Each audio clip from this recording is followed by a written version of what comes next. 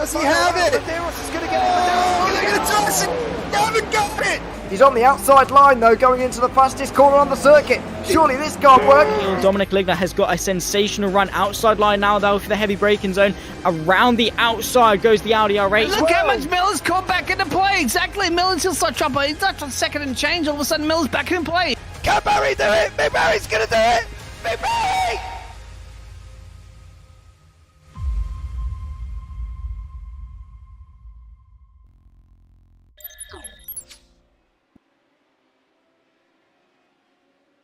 Hello everybody and welcome back to the Radical Race series here in 2023 for Season 2. Today we head to the Far East and Suzuka for the first time here this season. Of course, the twisting and challenging nature of this circuit coming to possibly bite a few of these drivers here once again. The sprint and feature format back once more, as all of the races of this season are indeed. It's very good to be back indeed. My name's Ewan O'Leary alongside James Parfitt for the evening. It's been one of the most unpredictable championships we've seen for quite some time here, James, and it's going to continue here tonight in Suzuka with all the thrills and spills of this championship and all the challenges that this circuit will bring to that mix as well. Yeah, definitely. There's a lot involved in tonight. Don't forget that fast run down into turn one that has been so made famous by the Senna Prost crash, of course, in the F1. And then you go up through the S's just to top it all off at the end of that. You've got Degner 1 and 2 and then into the hairpin. And then, of course, the end of the circuit, you've got Spoon as well. So there's a lot they've got to get involved with. We've seen a bit of drivers spin during practice. It's going to see how they lock it up as well. I know I was talking to Paul Godden before.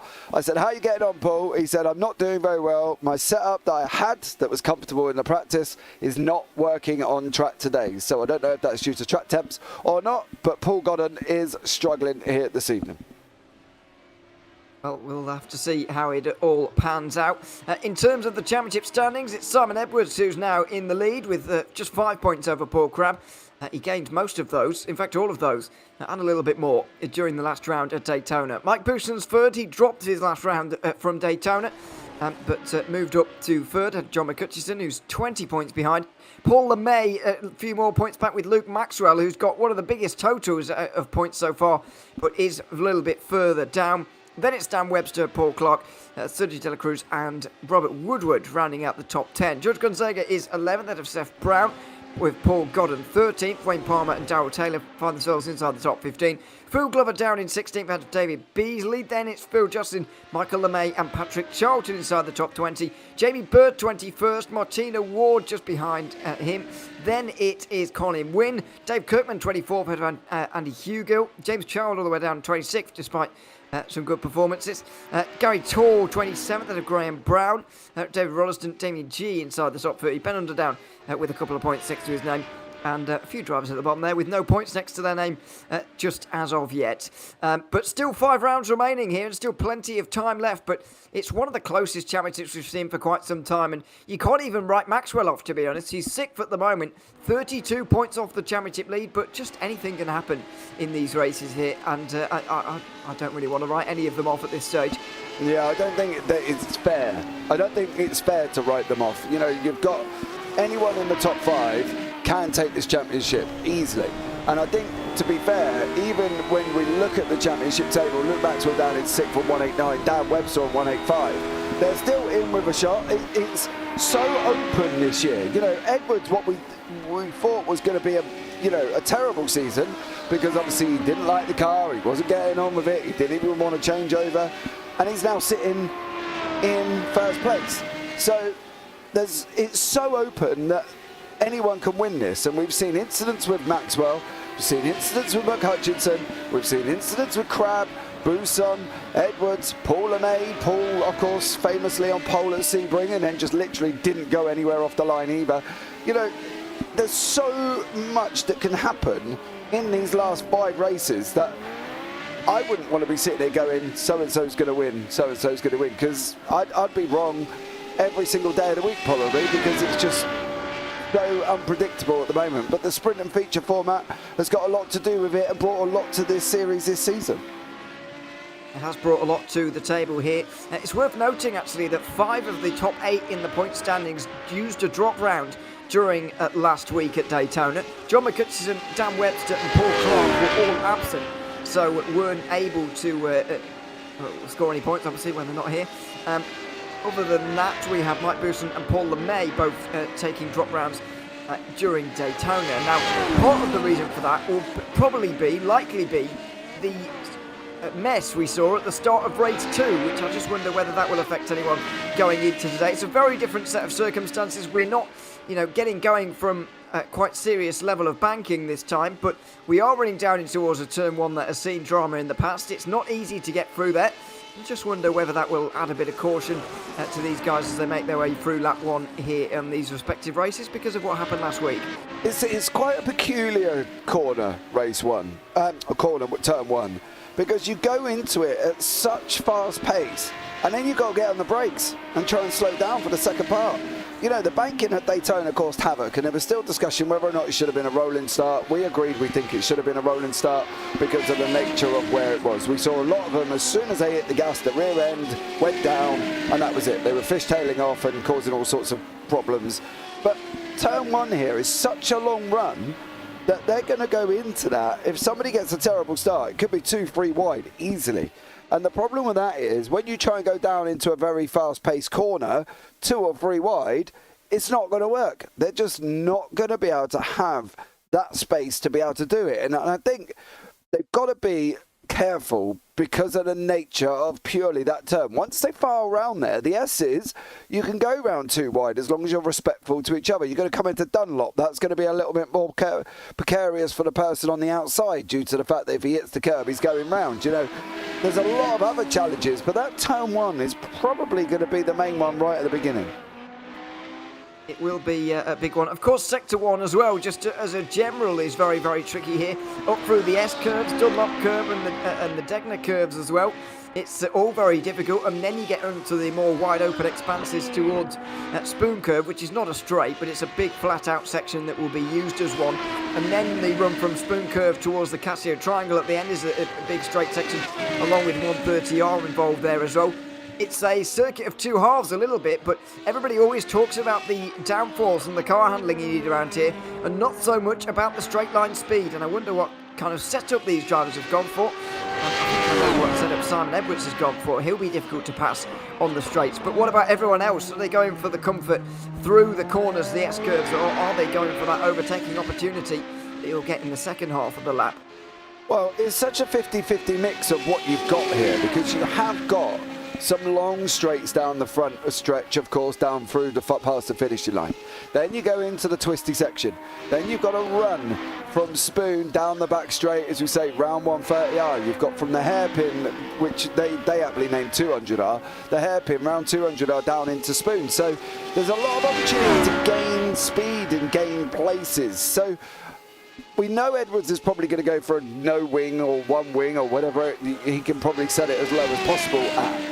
But it's how everybody else is dealing with this. Now, Mike Bousson had a few little spins in practice, so he's going to have to be a little bit careful. But honestly, I wouldn't want to sit here and say that's the ultimate optimal, because we don't know what that is due to the nature of the track itself. I think a more balanced setup might be better, but then you've got to be prepared to be defensive down into turn 1 and other sharp corners, of course. It's big worry and a big thing to think about at the moment. It's just qualifying laps that these drivers will have to focus on. 10 minutes, of course, 3 laps they'll always get, but the 3 laps are pretty much going to take 10 minutes really here, so we're going to use quite a bit of this qualifying time to set the order. Hopefully the main contenders, those fighting for pole position, will spread themselves out a little bit so we can get some excitement, and I'm sure they will, as they work their way through Sector 1, or at least some of them do. This is Mike Bousson making his way through the 2 Degner curves. He's currently fastest in Sector 2, but not in Sector 1, as you can see, indicated by the green and the yellow cursors on the bottom right. Paul Crabb up there as well. It'd be very interesting to see what the benchmarks are. We always say that the 3rd lap is most important, but you do need those first 2 to set yourself up as well. Yeah, definitely. They need good runs. You've got to get a banker lap in, and Buson's doing just that. He's getting a banker lap in. It was fastest in Sector 4 until Paul Crabb's just got it, but he has got a purple on the board. Edwards has got a purple on the board, so has Crabb as well. So the gap, I think, judging by the fact of how well these guys have been doing, I think we can aptly look at Buson, Crabb, Edwards, maybe McHutchinson, Luke Maxwell as well, at the top of the timing tower. So I think we'll see how it goes, but I don't expect the first lap that they set to be their fastest one. No, it almost certainly won't be, even at a circuit like this that will really grind your tyres down. It's still going to be building it up. Buson initially goes to the front, but it's Paul Crabb who sets the best time first of all. Simon Edwards will come over the line here in a couple of moments' time as well, and he slots into second place there. Paul Clark into fourth, a lot further behind. John McHutchinson has got quite some time to go here, so he'll be able to see the lay of the land in front of him and kind of know what he has to do basically as he's going through these final moments. This is him making his way down towards 130R. There's a good half minute or so where he knows what he has to do on this particular lap, and he'll know pretty much at this point whether he's got poloed off, I think, by the time he gets to here, because he's going way later than the other contenders. Yeah, he's got two purples on the board at the moment. He's got green in the end. I'd be surprised if it isn't. Second place on a 152.907. Luke Maxwell as well is just about to come across the line. What is Maxwell going to be able to get on the board? He's got a 153. Crabb's now going purple. Was purple in the first three. He's now purple only in two because Edwards has taken the third one. So the order that we accept, Crabb, Hutchinson, Edwards, Buson. Didn't maybe not expecting Paul Clark. We know Paul Clark's been off around Europe this week and last week as well, so maybe he hasn't done the practice, but he's doing very well sat in fifth, of course. Luke Maxwell in sixth, so they're probably going to be the top six, but it's just what order they're going to be around in. I think that's going to be the question. It's unclear as of right now what the answer is going to be to all of those. Let's see what Paul Crabb can do into the out of the final corner right now. He'll be a little bit after some of those running up in front of him, like Mike Buson, who goes to the front there. Crabb not able to go much quicker. Well, he did go a bit quicker, in fact, but not enough for pole position. Simon Edwards here, I think, has been backing off during this lap. Oh, no, he hasn't. He certainly hasn't. He's got up to third place. Paul Clark doesn't improve his position. He'll stay in fifth place.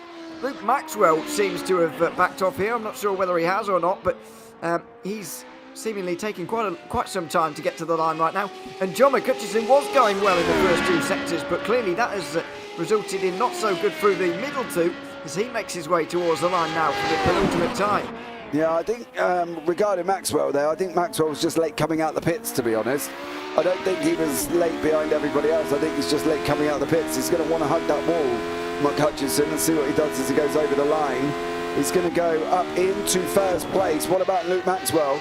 Maxwell has got greens across the board. He is improving his own sectors. So Maxwell is going to end up going fifth and jumps Paul Clark. And then Buson has now got green and purples in his name as well. So he's flying along quite nicely, Mike Buson, here today.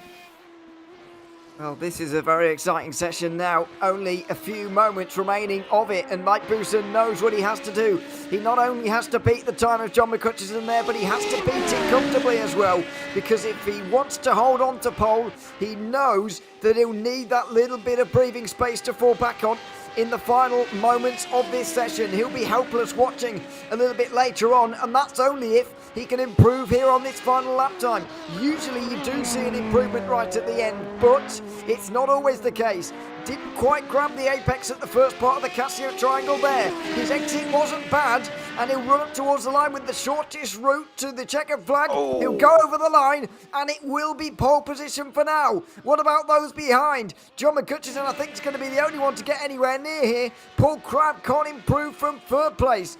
Simon Edwards still out there right now. He goes back to pit lane. He won't be improving right now. Paul Clark does improve. He's up to fifth place. Luke Maxwell to come a little bit later on. But at the moment, he hasn't shown the pace to get anywhere near these guys at the front. It's John McCutcheon, who's been on top all throughout practice so far, all throughout the qualifying session as well, needing something special right at the end. And right now, I don't know if he's got anything. No purple sectors on this lap right now. There are some personal bests, but there are some off sectors as well in there, so let's see as he comes out of the final corner right now. John McCutcheon for pole position. He goes over the line and it will not be enough quite. He just about improved, but Mike Bousson holds on to pole position.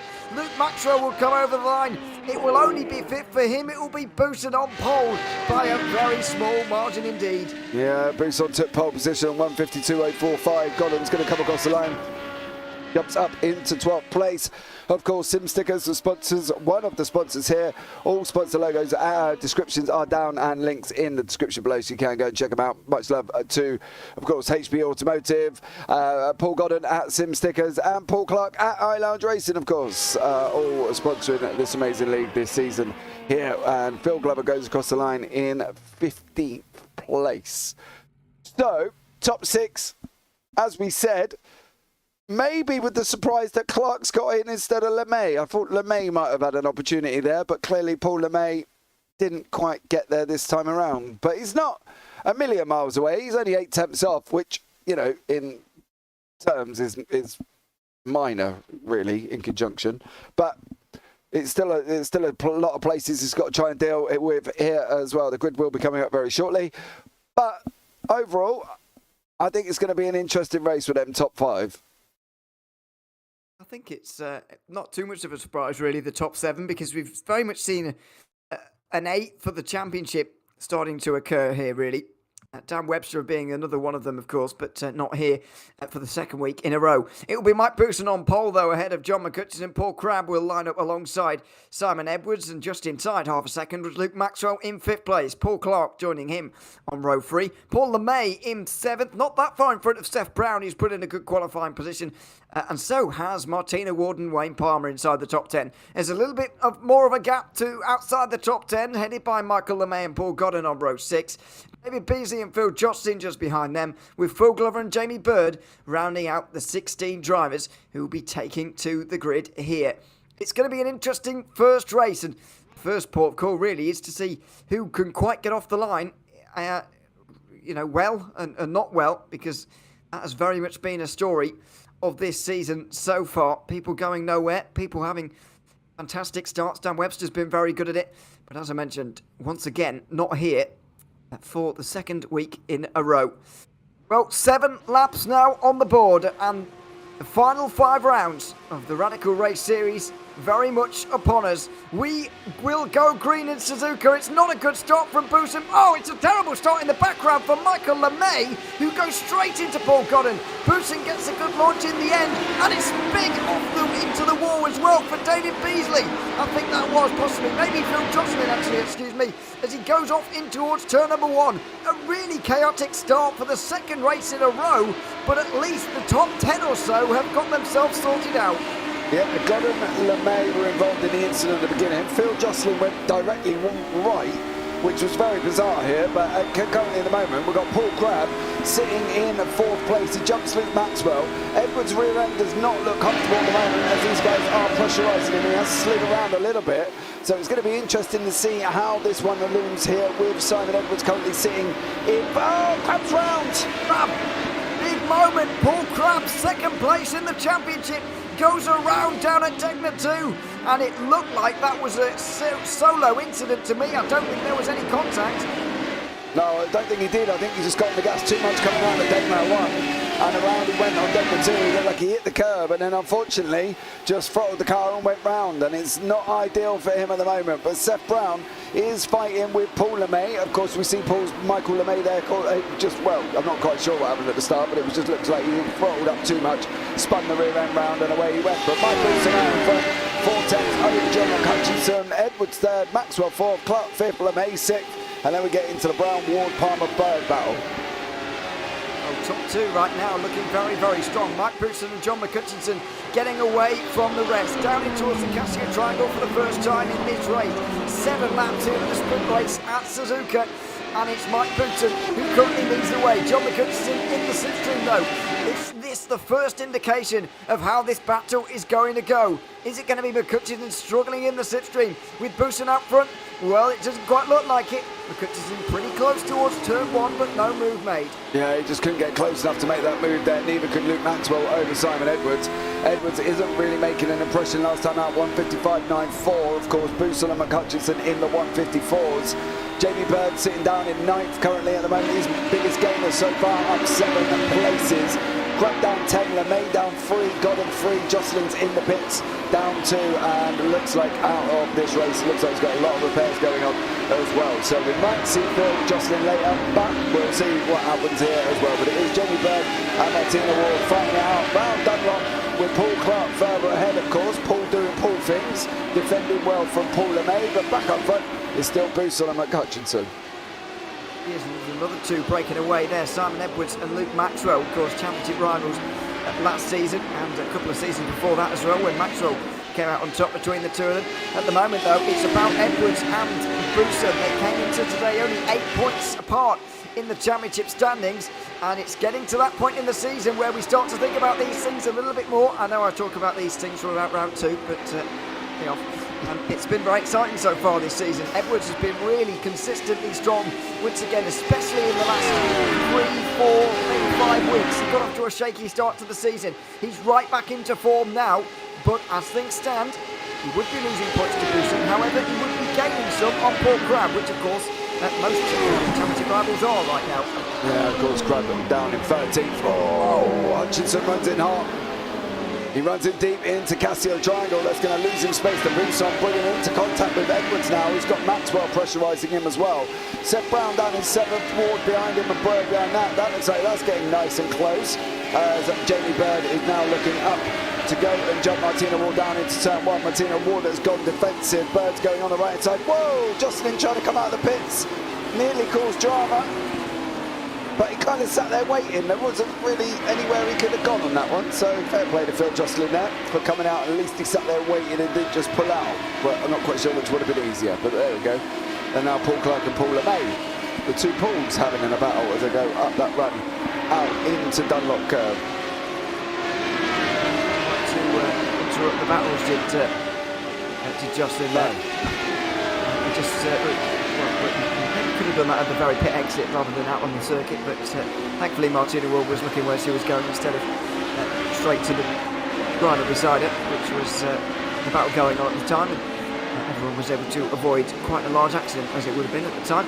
Paul Clark, as you say though, is very much doing what he does here with Paul LeMay not so far behind. Seth Brown trying to stay attached. Martina Ward, Jamie Bird, Wayne Palmer all there as well, but it's going to be pretty hard work to get past Clark here. He is still in that top 8 in the championship, by the way, although he is 8th after having some rounds that may be to be forgotten about. And coming into today, 60 points off the championship lead. If he is serious about maybe challenging for a title here, then he will need to start gaining some points. It looks like he's only going to be backwards here rather than going forwards. Jamie Bird is alongside Martina Ward in the back where I was wondering whether or not LeMay was going to make this move. He isn't. Bird has made that move up the inside of Ward. Ward has gone exceptionally wide. Coming back on as well, coming into the Casio. It's going to be side by side here. Jamie Bird looking at trying to take it. Didn't get that move done as well. Paul Clark held on to Paul LeMay and stayed in front of Paul LeMay as well. LeMay, of course, coming up right behind him down this straight. He's going to struggle again here. He's just not close enough on the exit. He's not going to get him on that run into turn 1. And it could be like he's going to be sat there again. The same for Bird. Bird isn't closer either. So he's going to be sat there again behind Ward. So she's doing an absolutely stellar job here this evening. And as you can see, there's not much places here with Paul LeMay. If he puts his car in the right position, he might be able to get past Paul Clark. But Clark's got to do the same. If Clark puts himself in the right position going up through the S's and going around into Spoon, there's just nowhere for LeMay to go. He can't get past it depending on the positioning, and we know Paul Clark's been brilliant on the positioning of the car, but it's going to be down to LeMay to either make a dive or wait for Clark to make a mistake, and you know, both are hard to do or hard to wait for, to be honest. They are. Oh, Clark saw that coming as well. Down in towards the hairpin, he knew that LeMay might go for the move and the late braking down the inside and immediately shut that door. It's getting into a very interesting battle now, has to be said, but Clark just looks so strong on the straights. LeMay a lot stronger in the corners, but there's just not that overtaking opportunity that you'd maybe want. Into spoon curve, you can see it really made obvious to us here as LeMay gains, but as they come out the corner, despite having the exit and the run, he's just not going to get anywhere. Clark will have the speed down the back straight towards 130R. You're not likely to see a move through here, and LeMay's falling back anyway, even in the face of slipstream, even tucked right underneath the rear wing in front. He just cannot get anywhere right now. Clark even defending as well, even when he doesn't quite need to. And they will go through the chicane again. It will be a better exit from LeMay, but the straight line speed for Clark will mean he'll hold on again. Yeah, it looks like he's running much lower wings. They're jiggling all over the track up front as well with Edwards and Maxwell. The draft, I don't know if the draft's just not as effective, because Maxwell's not getting up to Edwards and McHutchinson's not getting up to Buson. So I don't know if it's really working as it should here at Suzuka, where other tracks, well, we've seen like Daytona, it just, you know, you're just, there's no air out there at all, you're just hurtling along. But here at Suzuka, it seems to be not as effective.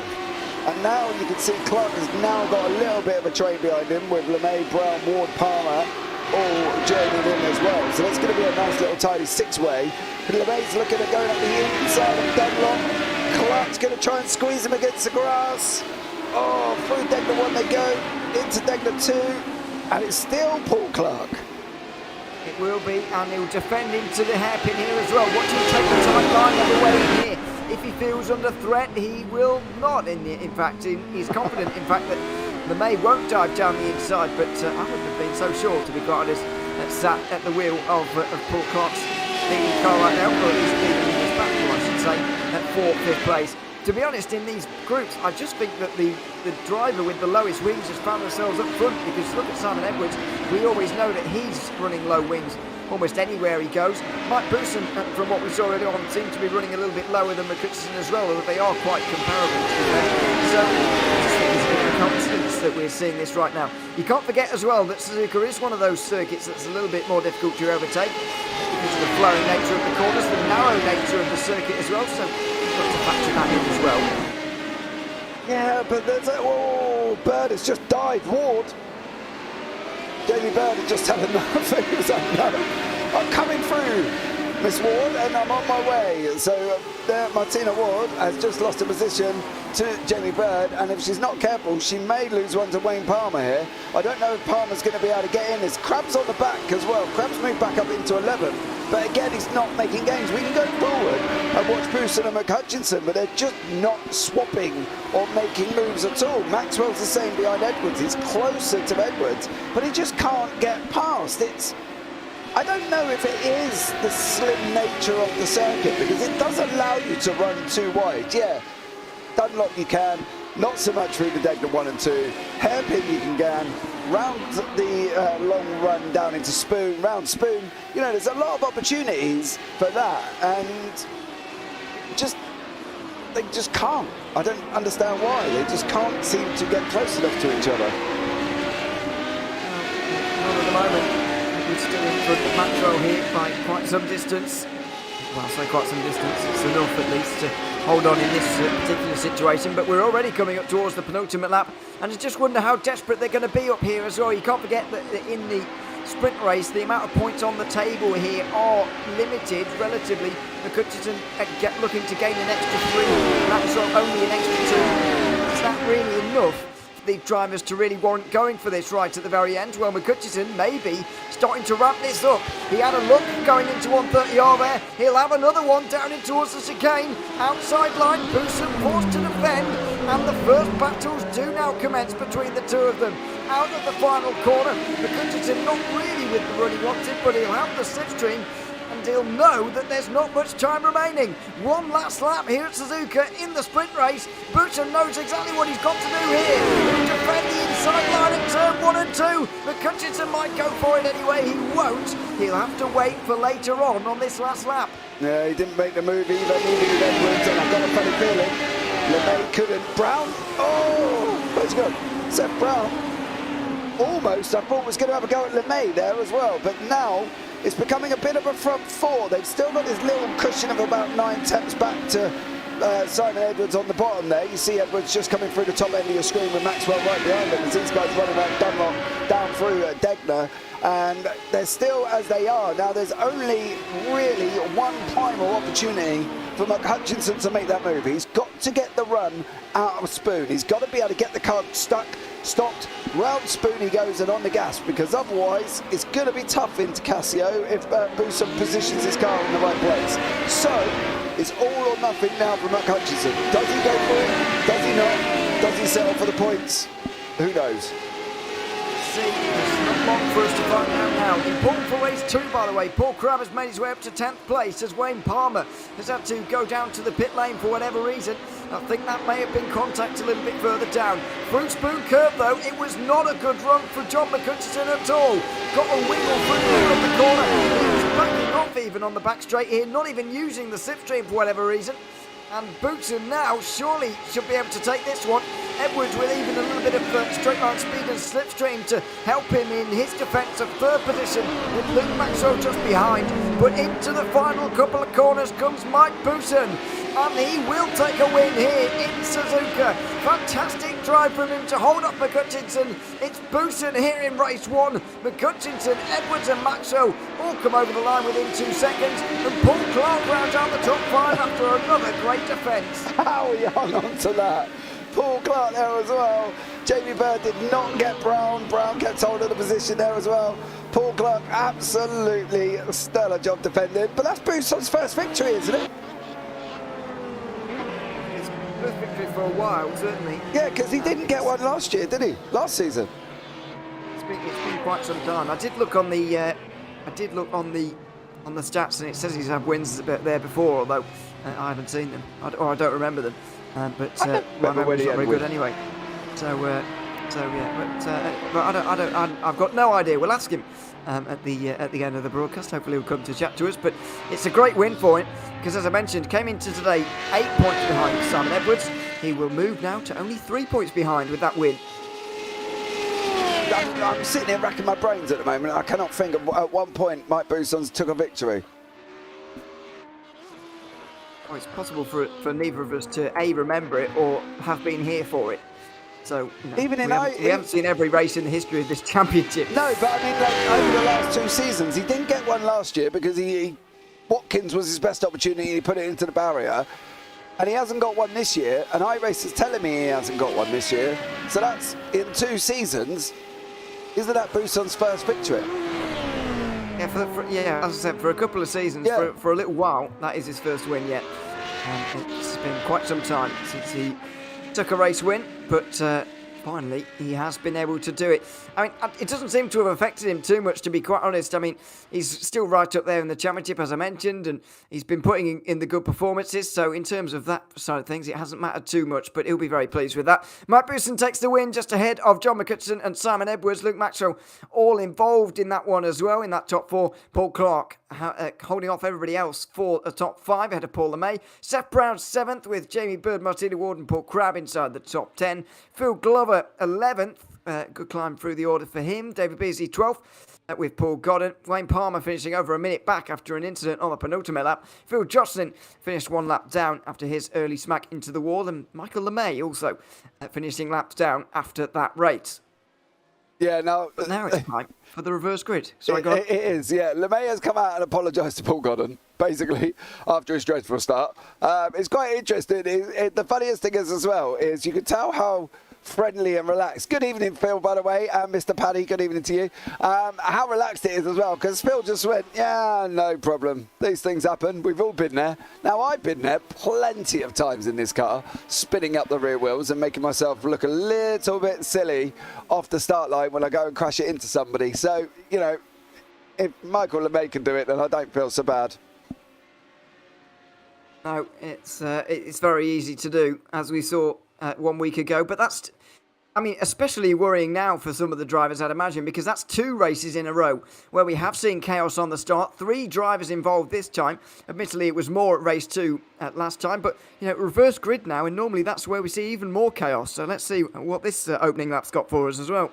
Yeah, I think it's going to be interesting. The only thing we haven't got, obviously, is Bank Corner, the rear-wheel drive car, and trying to keep it straight. So, obviously, what Michael LeMay done is easily done. You know, he clutched in, let the clutch out, too much gas, and around he went. So, you know, he's learned. He gave it too much beans. Not blaming anyone, by the way. No. But yeah, it is easy to do, and it might worry a few in towards turn one this time. Let's wait and see on that one. However, that is the very short warm-up session complete, and the grid has been ordered. Paul Crabb and Martina Ward will be on the front row together, with Jamie Bird and Seth Brown just behind. Paul LeMay will be ahead of Paul Clark, and he'll be quite glad about that after race one. Luke Maxwell and Simon Edwards inseparable again, with John McCutcheon and Mike Bousson on row 5 together. Phil Glover just missed out on benefiting from that reverse group with David Peasley 12th. Paul Godden will be looking for a better start this time from 13th with Wayne Palmer, and Phil Justin and Michael LeMay will be hoping for the same on this opening lap on this occasion. Yeah. Hutchinson and Bousson were slowest to grid up last time, and they are once again. Yeah, they are currently at the moment just waiting for Mike to get onto the grid. They have just got on that. So lights will be out very shortly. They certainly will. Second race at Suzuka as we home in on the end of another championship in the Radical Race Series. The lights won't go out, and Paul Crabb gets off to a good start. Luke Maxwell through the middle with an absolute barnstormer. He could be up to third place by turn 1 here. He could be on the outside of Seth Brown, inside of Jamie Bird, and he could be on the podium. He is. Luke Maxwell with a fantastic start. Boosson's wide and off the road, as well as McCutcheon, who's well off there and down to 14th, 15th place. It's got round from Paul LeMay, who's got around. I think there was contact maybe with Seth Brown going through the Essex section. It's been a little bit of chaos, but not too bad. A couple of spins on this opening lap. Yeah, and Luke Maxwell has got an absolute flyer. Bird did get back through there. McCutcheon took a trip onto the grass. He's just clearing Michael LeMay. So did Mike Bousson as well. Went a little bit wide and unfortunately went onto the grass, but not as bad as McCutcheon is now up there left behind the Paul LeMay. He's going to try and get through here. To try and get on his bike as quickly as possible. He's going to take the inside line. Paul's going to leave the line wide open. It's not his fight. But he understands his pace and his position and moves his way through. Unfortunately with John McCutcheon, there is a little bit on a train in front that does involve his teammate Bousson, does involve Edwards, does involve Brown, and does involve Maxwell. So from now, he's going to have a difficult task to get really anywhere past 8th place because of the calibre of drivers further in front of him. Now we know this man, Paul Crabb, is especially quick, and he's going to be out in front and running away with it, I think, as well. And Paul Clark ended up down 9 places there, but I can't see why he is. Clark, yes, I don't know why either. Just some shenanigans off the start, I suppose. McCutcheon down the inside of Phil Johnson into the final chicane, and he'll be through into the top 10 again. Johnson gets a big slide on the exit. Godden that goes through it, and through the middle might well go LeMay here. Let's see. It's Michael LeMay who's had a better start this time, choosing not to partake in that one. I don't blame him either. Jocelyn and LeMay will both go through. Yeah, Paul Clark. It's be Clark. There may be the turning damage there. Yeah, but I can't. The weirdest thing is I can't see what he's done. I've got. Hold on. So he's coming down into turn 1. Simon Edwards. Yes. Ooh, well, Edwards was down the inside of him, and Clark did pinch him a little bit there, I would have to say. That's McCutcheon avoiding, I think. Is it, or Bousson? It is McCutcheon avoiding. It wasn't Bousson who went wide at turn 1 then. It was indeed. Yeah. Let's see. There are the two There's who the were contact. 1 and 2 in that. So, yeah, there's McCutcheon. You can see the Scottish flag and the end plate there. So Bousson's on the inside line there, and it's McCutcheon right on the outside. And that's how those two have found themselves so separated. But there was the contact down towards turn 1. And then LeMay, of course, had contact a little bit later on in the S's section, a little bit further up from this. There it is. It was with Seth Brown. And, yeah, having seen it in real time when we did, I'm not really sure who to blame on it either. No, the weirdest thing about the Paul Clark incident is his wing never bent until McCutcheon went past him. I straight up, I could catch it again, but if you have a look, his wing never bent until McHutchinson goes past on the outside because Edwards can't bend the left-hand side wing, right? It's just not possible. So watch as he goes past McHutchinson. There he goes. Yeah, it's the old RS in damage model for you. Yeah. With the bendy rear wing carbon fibre. Yeah, it's a bit weird. But there we go. But anyway, something that Clark is going to have to contend with throughout the rest of this race. Battle for 5th place right now is developing again as it did in race 1, but this time the driver at the front of it is Seth Brown, with Edwards and Bousson behind, who are allowing Maxwell to get out front, as well as Paul Crabb, who are both currently up the road from these two. So this is going to be where the interest is in this race now. Edwards was able to keep drivers behind in the first part, in the first race here tonight, but what about in the second half where he's having to do the overtaking? Well, he's going to have to see how he gets on here. I think from his point of view, Seth Brown is not going to make it easy, and Bousson's going to try, and his first port of call really in hindsight is to get past Edwards. Now Brown's going to do everything he needs to. Edwards going to try and run round. Brown's going to block him off. Oh, and he had every right because there was room there to put that car there. So Brown's doing a stellar job, and Edwards is literally riding him like an absolute racehorse at the moment to try and get past him, but he just can't because of where Brown's putting his car. It's quite brave from Simon Edwards to try and go around the outside of the hairpin, but didn't quite come off for him because Seth Brown did slam the door in his face on the exit. Edwards and Bousson still very close in behind though. Jamie Bird very close to Martina Ward as they're starting to lose touch with the leader. Side by side for second. Ward on the inside, but very deep on the brakes, just about pulling up in time. Jamie Bird knew that was coming, and so gets a fantastic exit onto the front straight. Luke Maxwell might smell his opportunity here. Is he going to make it 3 wide right to the inside of these two and take the initiative towards second place? It doesn't look like it. Jamie Bird's going to get the assistance. Oh, here comes Maxwell. He very nearly looked for that outside line for Bird. He'll take second, and in the end Maxwell will have to wait on a little bit longer to try and pass Martina Ward. He really thought about going for it at turn 1 though. I thought he was going to have it then. I really did think Maxwell was going to go in so deep. Bird again's cleared Ward. Bird didn't want to sit there behind Martina Ward. He knew he was going to be losing time as well, so he's made that move. Maxwell's now got to make it as well. Seth Brown has got this man here, Simon Edwards from Company, running off round Dunlop, and Edwards just can't seem to get past him at all. There just doesn't seem to be a place that Brown is literally not letting him through. Phil Glover's under with pressure from Wayne Palmer, Michael LeMay and Paul Goddard, and Paul Clark is coming back through now. He's only down 7 where he started. He's now down in 13th with a bed wing that we saw magically go left there as well. Bousson's clear Brown. Brown had a bit of a problem down in the hairpin. Edwards got a dive down the inside of Brown, and that's pushed him wide, and Bousson has gone through as a result of that as well. But you can see the straight line speed that green machine in the background has got there. Edwards goes a little bit wide at Spoon. He'll cut back for a late apex for a good run, but what onto the next straight. But what about Seth Brown down here in towards 130R in the chicane as well? He clearly has good straight line speed, especially compared to Bousson, whose straight line speed wasn't bad to be fair. But look at the way he's cruising up to the back of the race 1 winner here. Very good run through there from Bousson though, and he should be able to hang on now. I think 1 lap running at the front here for Edwards and Bousson will do them absolutely fine. They'll be able to get rid of Seth Brown pretty easily with the lack of wing that he has. As Luke Maxwell gets through on Martina Ward, who's made a mistake out in the final chicane. Yeah, she did there as well. Unfortunately now, as under pressure from Simon Edwards is coming, and Luke Maxwell is through, but Bousson's still up behind Edwards here. Then we've got a nice train of Wayne Palmer, Phil Glover. Glover's going to try and squeeze it. Clark's going to try and make a move as well. Is Clark going to be able to hold it? He is. Paul Clark is through, unfortunately for Paul Goddard. Look at Phil Glover here. He's having a right old go at Wayne Palmer. Mr. Glover doing an absolutely stellar job. Of course, the man he is in the waiting room for the on-track interview, but we will, maybe not do that because of where he is currently and how much pressure he's under. But an absolutely stellar job. And Edwards is now closing in on Ward, and Bousson's now trying to follow him through as well.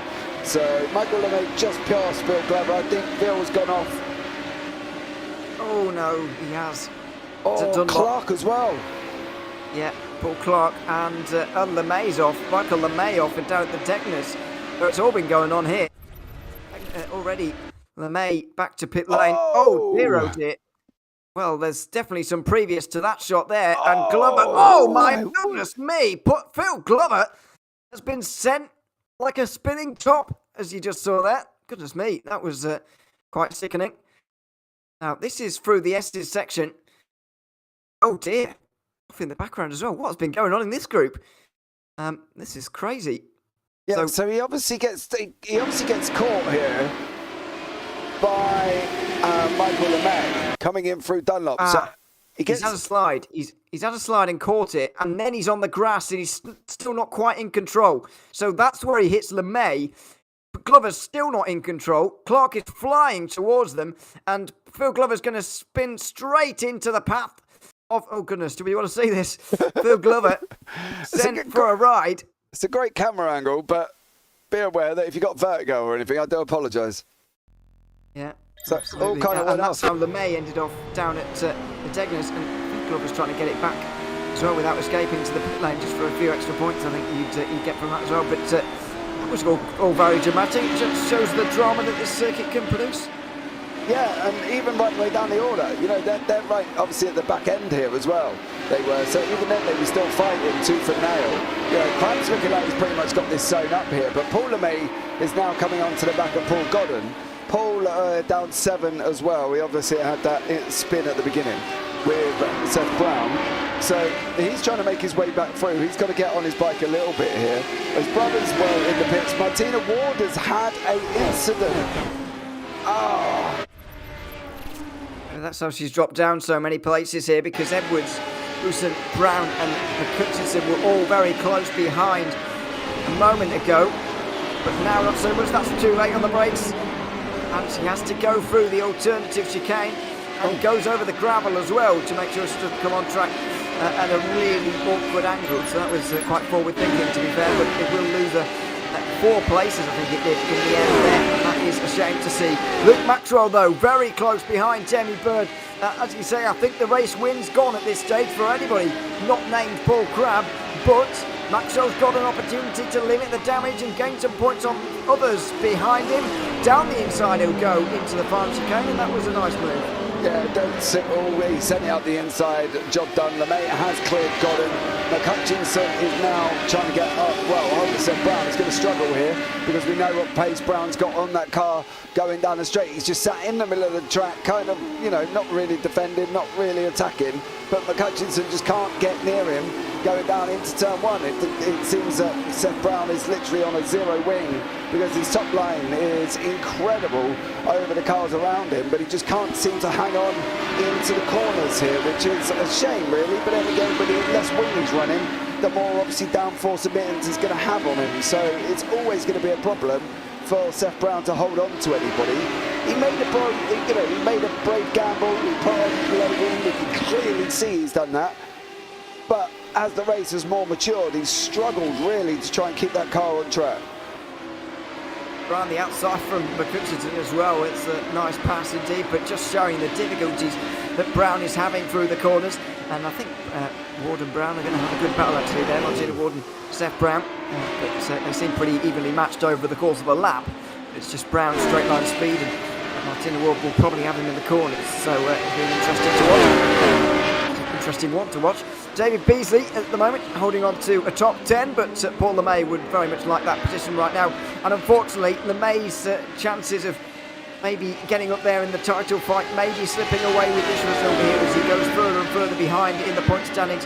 33 points behind the current leader with this going into this particular race after race 1. Lost even more in race 1, of course.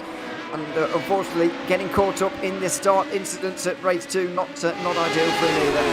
No, he had a fairly strong start to the season, did Paul LeMay, and unfortunately, he's just dropped down the order. It's kind of like watching Spurs in the Premier League when they start off with such gusto and then they end up down in 6th before the end of the season. So it's a bit of a shame for LeMay. He's just about to go up inside David Beasley here as well, leaving room.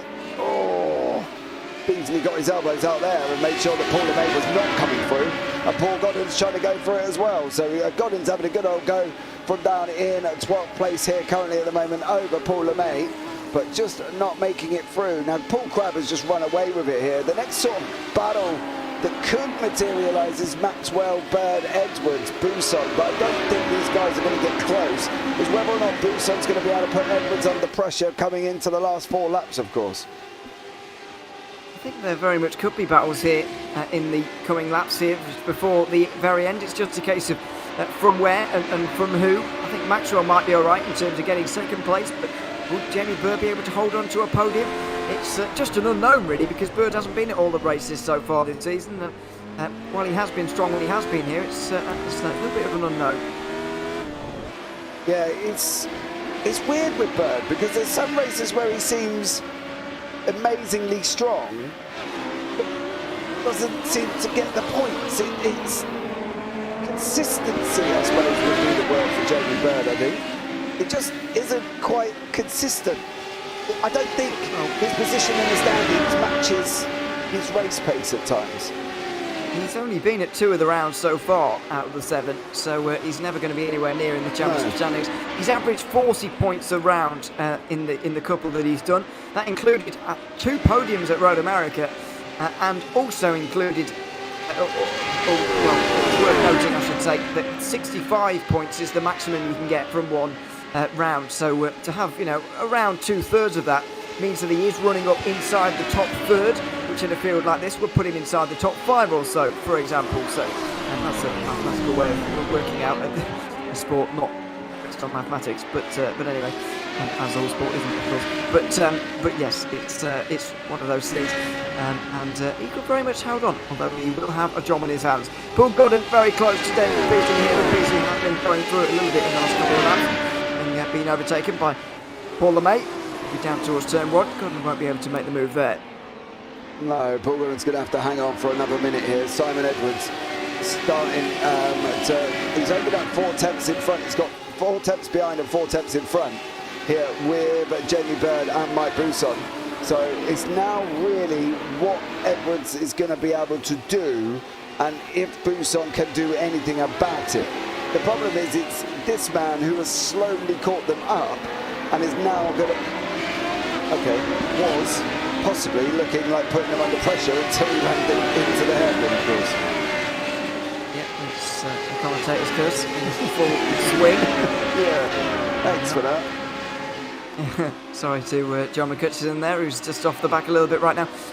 Simon Edwards, though, very close to Jamie Bird. And this battle for third place is what's going to keep us entertained through the final quarter of this race. Down the back straight towards 130 once again. I don't think these guys can have any hopes of anything more than a third place right now. Paul Crabb and Luke Maxwell look pretty set in their positions, but Simon Edwards closes in with the lack of aerodynamic downforce he has on that car at the moment, using the gain in straight line speed that he'll have. He will need a good exit off the Castillo triangle though to get there, and it doesn't look like he will. Buson will be pretty close, but not close enough, I don't think. And I don't think Edwards will be close enough to Bird either as they go down towards turn 1. It would have to be something late at this stage. Simon Edwards not willing to risk that. No, I think he's got to be a little bit careful because of who's around him, I think. I think if it wasn't Buson and it wasn't McCutcheon one more back, I think Edwards may have been a little bit more aggressive on Bird there. But I think because of the cars around and where they are in the championship in conjunction to each other, I think Edwards is just playing a bit of air on the side of caution, should we say, you know what I mean? Oh, he does get a little bit out of big slide. So that is going to allow Buson to put him under pressure. Will, really close between the two. I just don't know if Mike Buson's got the straight line speed to overhaul this, because not only has Edwards got pretty good straight line speed himself, he's also got the benefit of a slipstream from Jamie Bird, which is really helping him. Down in towards the hairpin though, Bird squirms on the brakes a little bit. Edwards will close in, John McCutcheon's right back with them again. It's foregone straight now, the only battle on circuit pretty much right now, but certainly the most interesting. We get towards the final at the end of this one. It's all to play for here, really. Yeah, it definitely is. Bird is now trying to hold on as he's coming round Spoon, and Edwards is now looking for the exit out of Spoon for that run. Buson, of course, is looking to try and get up to the back to stay ahead. Edwards is literally going up the inside of Jamie Bird now. They're right on your screen. The black is Bird. Edwards on, and he's through. Where is Buson now? Is Buson going to sit there and think, oh, he's going to go through the Casio? Side by side, down the inside from Buson. He tried to take the initiative. Bird will push him out wide though. And here comes McNutchinson now, out of the final corner. I don't know if he's quite close enough actually. He was kind of slowed up by the two of them. Bird should be alright now, but what about Buson, who's stuck in this sandwich? Down the inside will go McNutchinson, not quite. There's not many laps to go, but Simon Edwards should be gone now and he should be able to finish on the podium from here. Yeah, hopefully he should be able to stay in third place there. It's now, Buson's looking a bit raggedy. He's looking a bit raggedy. Is he a little bit flustered the fact that Edwards has got one place ahead and he knows that he now needs to try and clear Bird at least, but he's not going to do that taking high bumps up curves like he has done already. He's just got to try and get back up. You've still got a lap, Mike. You can still get this. The man who's down literally about 45 minutes from me in the wonderful world of Somerset here. And he's going to be got to try and stay calm. He's got to try and just close up back again. Look at the last lap and think, right, can I get him here or not? I'm convinced he will be able to do here. He'll be a little bit worried about John McCutcheon as well, of course, because when you're in a train like this, you are looking in front and behind all at the same time, and that is very, very difficult. And in the end, this is still a good points all on the day for Mike Buson. If things were to end as they are, by the way, Simon Edwards and Paul Crabb would score the same amount of points for the day as an entirety, and Mike Buson would score the same points as well. So the three of them would all score 51 points, and the entire round is pointless because they'd all be where they started, basically. Well, onwards and upwards. Onwards and upwards to Spa then, I guess. Right, this race is completely hopeless because they're all going to be in the same place, so nobody's going to be taking any initiative over anyone here. So, well done, gents. Congratulations. Good race. It's only if it stays the same as it is right now, of course, which is not likely as things stand. Final lap. And Mike Buson will be doing everything he can to get into that fourth place. Jamie Bird will be doing everything he can to keep it. Bird slows down massively. What's going on there? Buson and McCutcheon both go through with absolute ease. What is Jamie Bird? What's happening to him here? It doesn't sound like he's got an issue. I wonder if he thinks the race is over. Does he think the race is over? And now he might have realised, has he? I think he thought the race was finished. Okay. Surely his spotter would have told him he's got one more to go, right? Well, Bird's slowing right down again now. He can't have run out of fuel because he would have known exactly how many laps the race was and exactly how much fuel to put in. I don't know. I can't answer that one, boys. I can't answer what Jamie Bird's been up to there. Well, that is very, very bizarre indeed. But at the moment, he's falling down.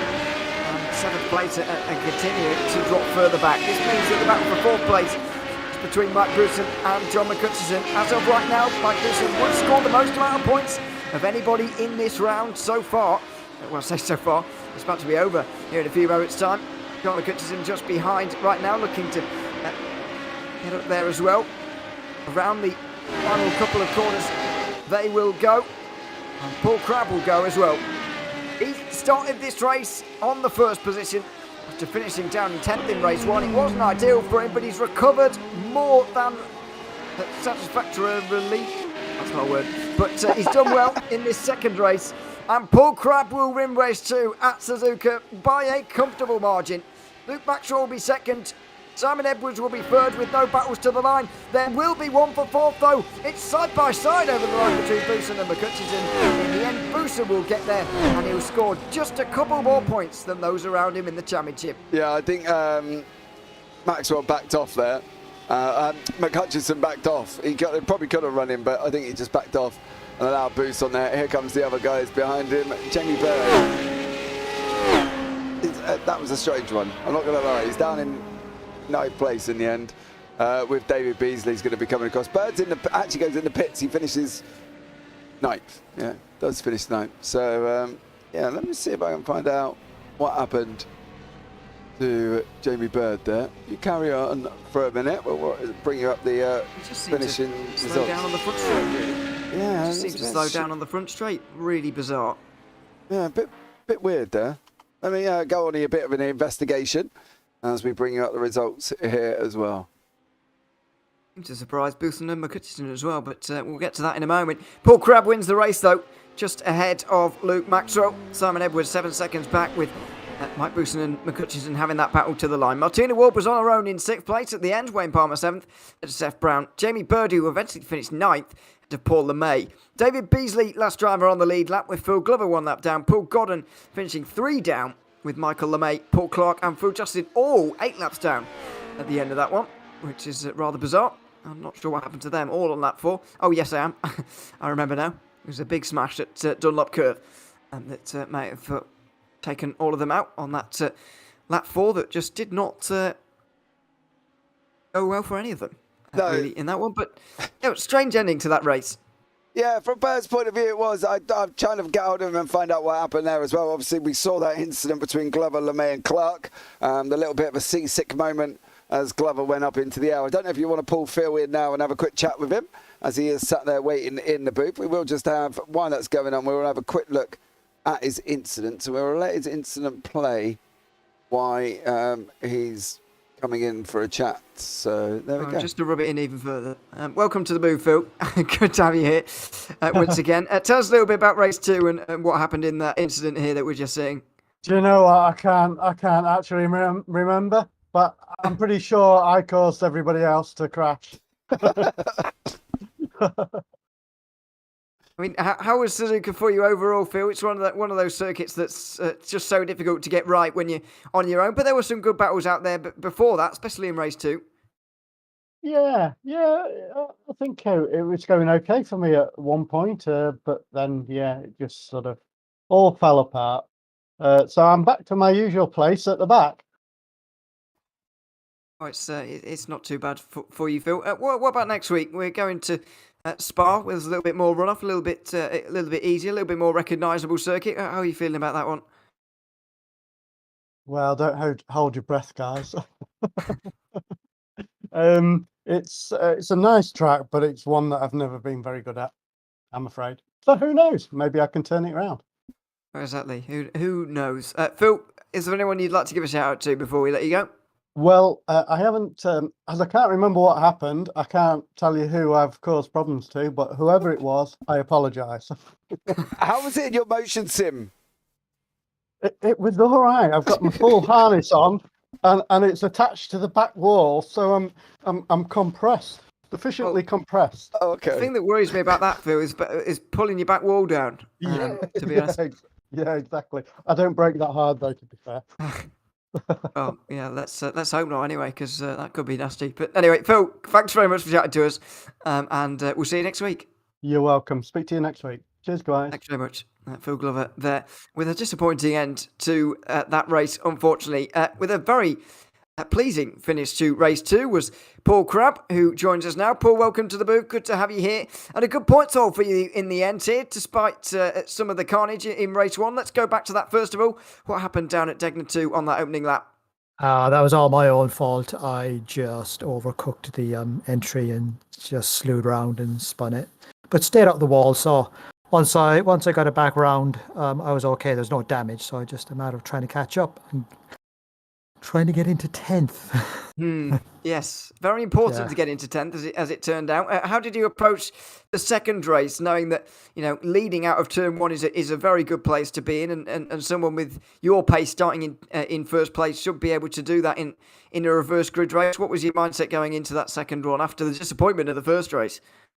Well, I reckon that the quick guys were the top 4, so they were 4 or 5 cars behind, so I thought I better get a shift on and give myself a little bit of a gap.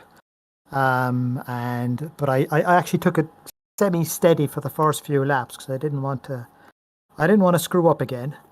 And once the tires came in, I could push on a little bit, and my plan was to push as soon as Luke got past Martina and Jamie. So fortunately, I managed to just keep the gap to Luke. So it worked out quite nicely in that respect.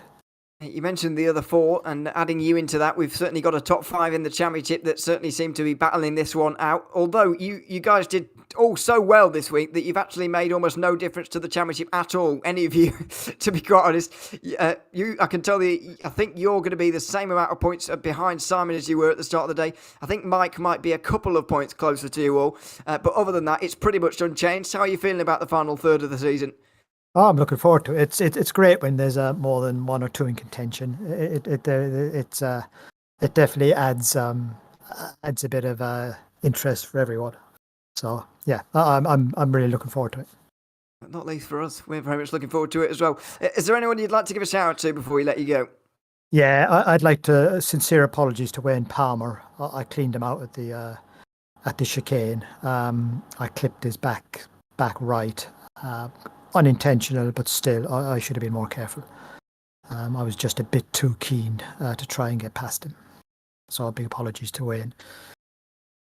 Well, fair enough. Paul, congratulations on a nice drive here this evening, and thanks very much for chatting to us. Okay, thank you, gentlemen. Thanks very much.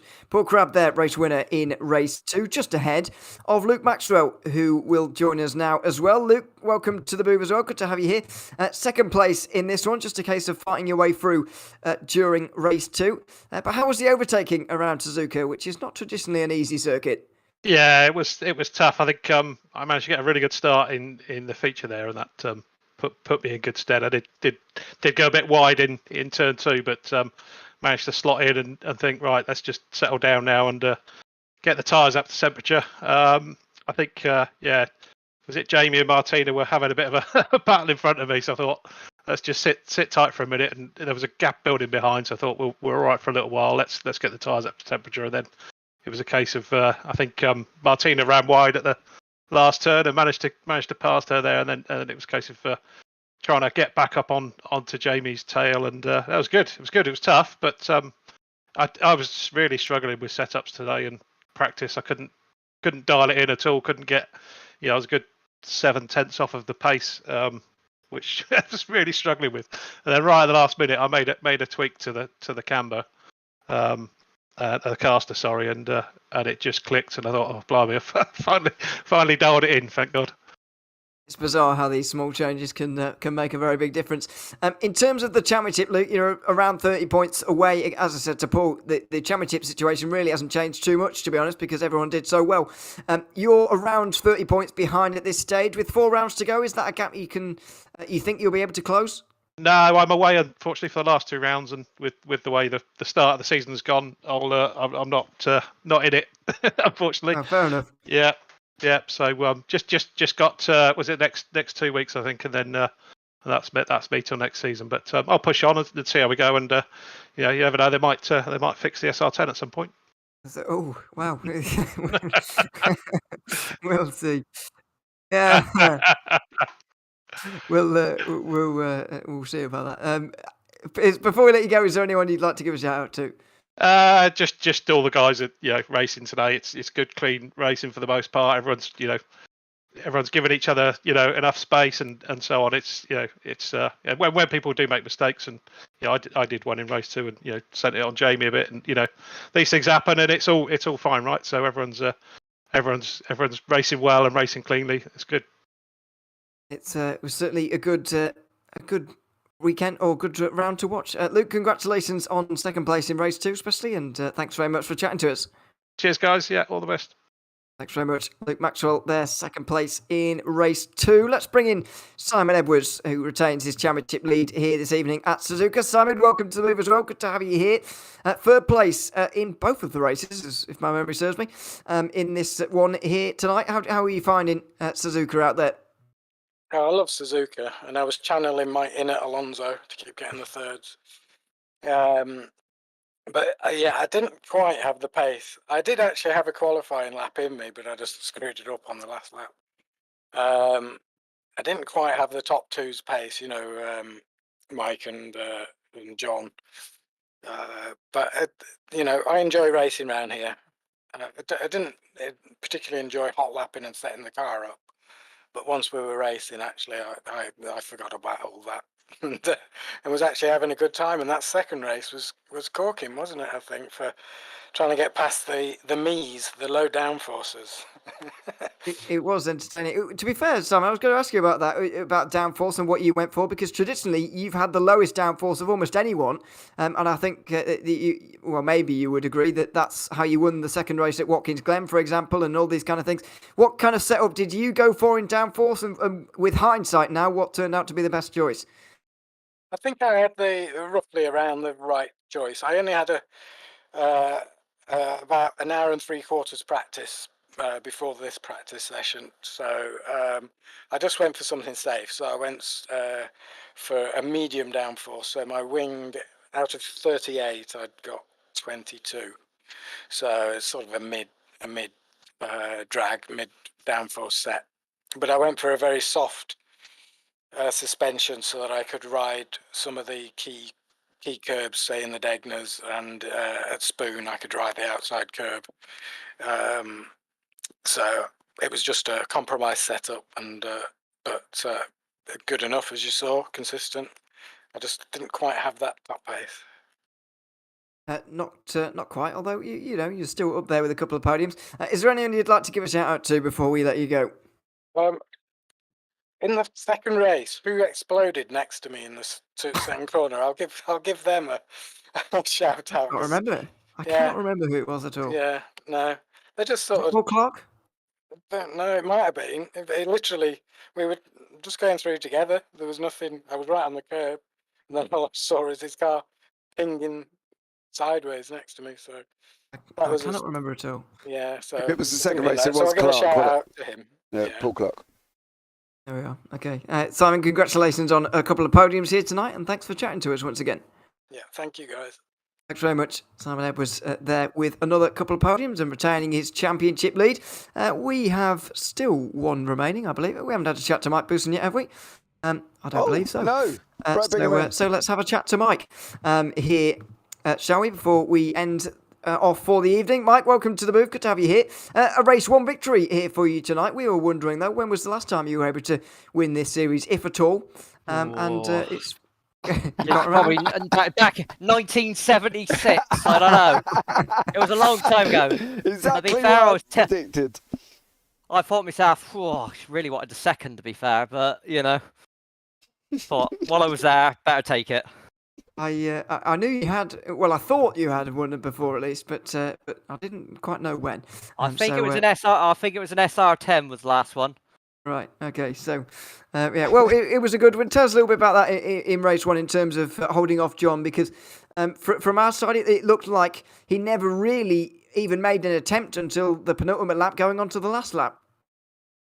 No, I felt also that he was saving it, but I've done quite a lot of laps around here, so I was really comfortable with it. I felt where I knew where I needed to place stuff, so I sort of wasn't too much. But like I always say, it's the John McCutcheon effect. When he's behind you, lap times sort of disappear from me a little bit because puts me on edge. Bless him. And he did in race two as well, I would imagine. Tell us a little bit about that last lap there in front of Jamie Bird. You were right in behind him. I did quite well to miss him in the end, but it turns out he ran out of fuel or was short on fuel or something on that last lap.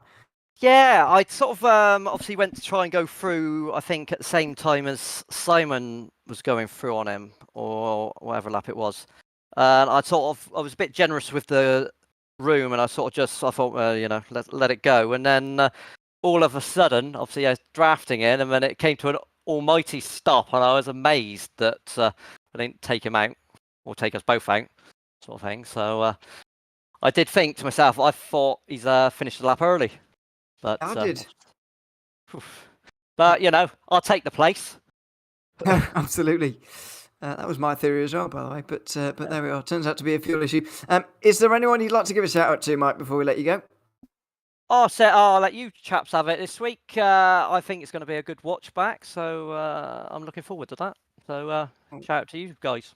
Get to celebrate your first victory, Mike, for a long while there, bud. Well, that's it. I thought I was past it there for a minute. I thought, gonna have to sell it. Well, at least you didn't pull a Watkins and stick it into the wall, mate. I know. I come up with all sorts of excuses, but finally I ran out. You've even run out of fuel for a race that you knew how many laps was going to be. Well, this is it, you know. As Perez was said, I've won a 0.5 of a race.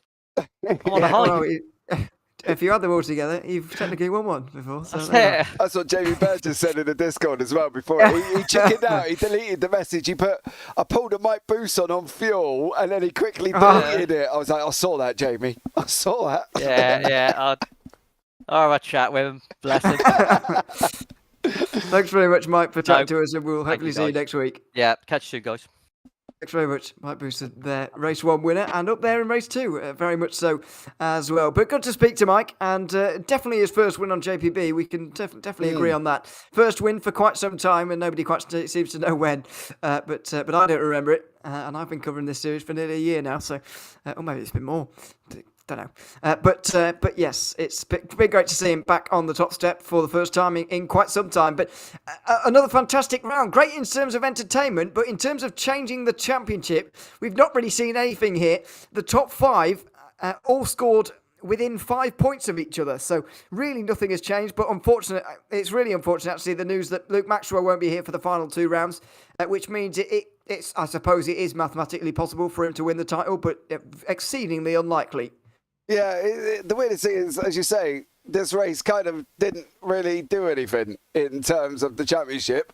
It's still Edwards out in front by 5 points with Bousson behind him. However, it was the battle that Bird did run out of fuel. I'm not quite sure how he ran out of fuel, but he ran out of fuel to Jamie. And now, I can't repeat all of the message that John McHutchinson said, but let's just say he had a very interesting need for new underpants when Jamie Bird just appeared straight in front of him after Mike Bousson pulled out.